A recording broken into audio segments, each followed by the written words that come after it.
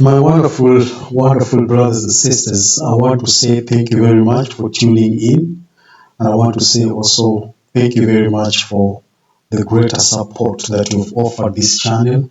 I am so shocked that a lot of people are receiving and the gospel, especially in my area, through this channel. They are kind of like, some of them send me messages and they tell me, Gabriel, we are so much happy that you are actually sharing these things.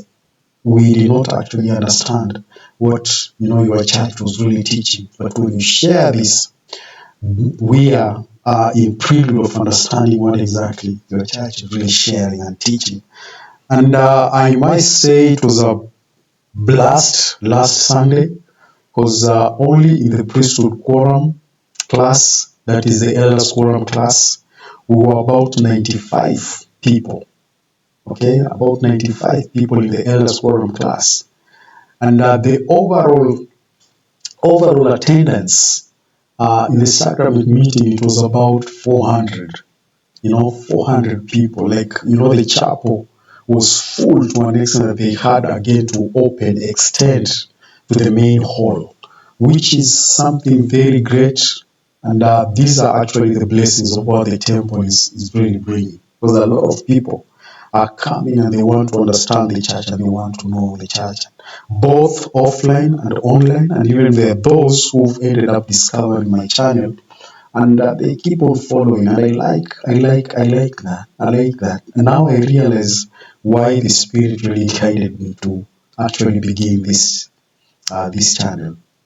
My friends, I want to share again one of the greatest blessings that family history is actually bringing into our lives.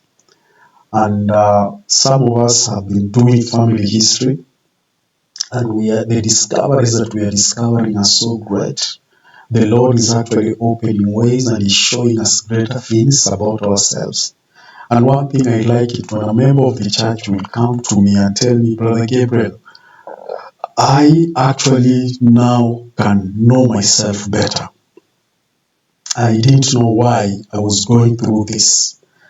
I didn't know why my children were actually experiencing this, only to realize that this is something that at one point, one of our great-great-grandparents actually had the same issue with what my children are actually, having today. So people are really understanding themselves better, which is actually a blessing. And because of that, they end up now appreciating their families more, and they are appreciating, their parents more.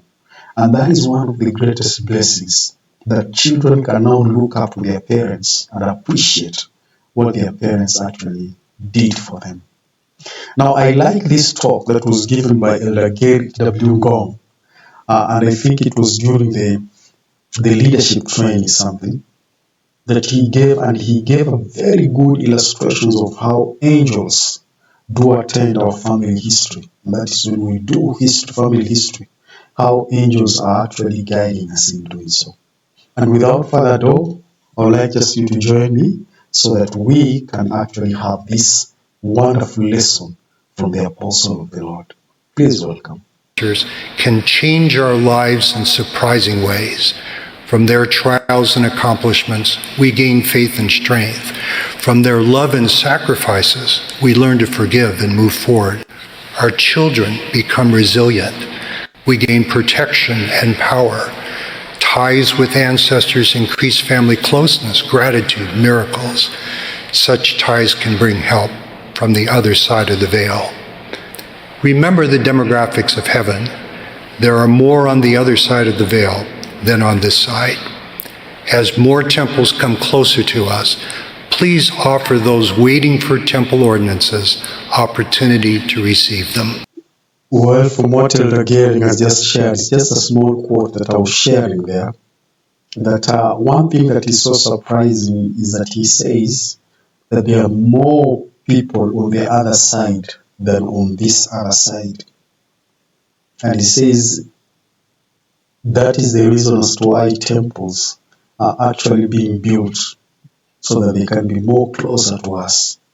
so that each one of us can give an opportunity to our brothers and sisters on the other side for them to have their ordinances being performed.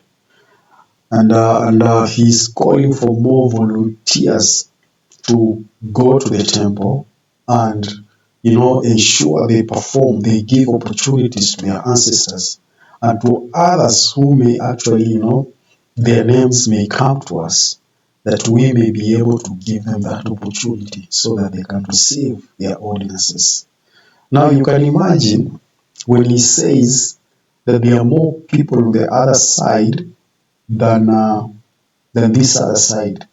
And you look at from the days of Adam up to this time, some of the analysts or researchers have said it was about 2,000, about 6,000 years from the time that, the earth was created, from the generations of Adam or the dispensation of Adam all the way to this time, about 6,000 years, and we are getting into the 7,000 years because during Jesus Christ's time, it was actually in the meridian. It was in the meridian of times, and that is why that dispensation is called the dispensation of the meridian of times.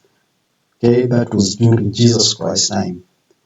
Now, from the time Jesus Christ, okay, during Christ's time, that period to this time, it is being said it is about 2,000 years from the time Christ actually walked in this planet. It has taken about 2,000 years. Now you can imagine how many people have crossed the veil. How many people have crossed the veil and they are outside, they are waiting, waiting that someday one of their successors or their great-great-grandchildren will actually remember them, and perform this for them.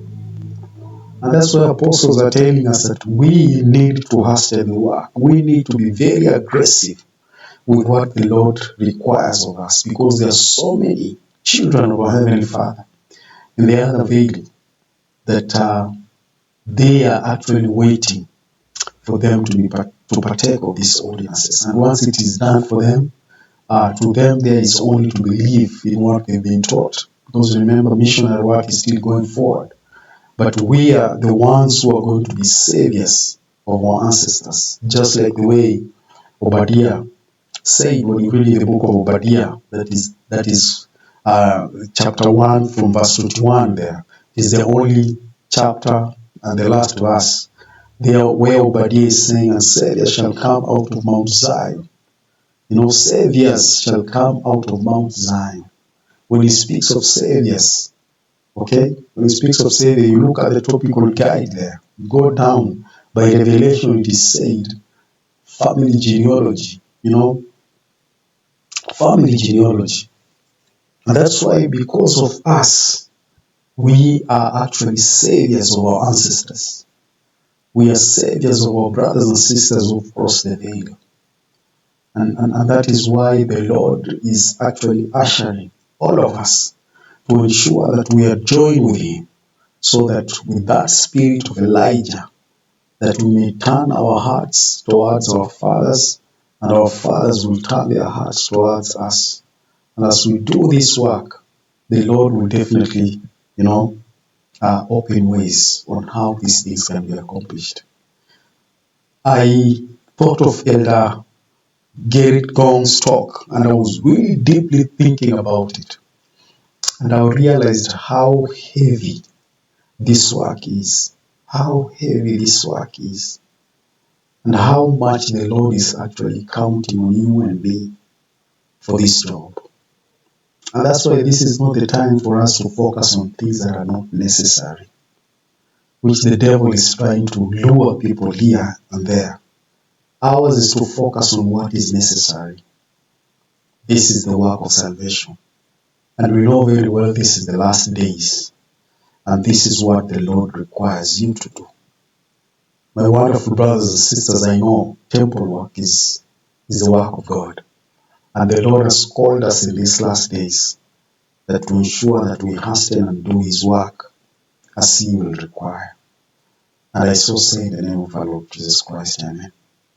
So thank you very much. God bless you. Looking forward to see you again in the next video. And thank you very much for your support. Love you all.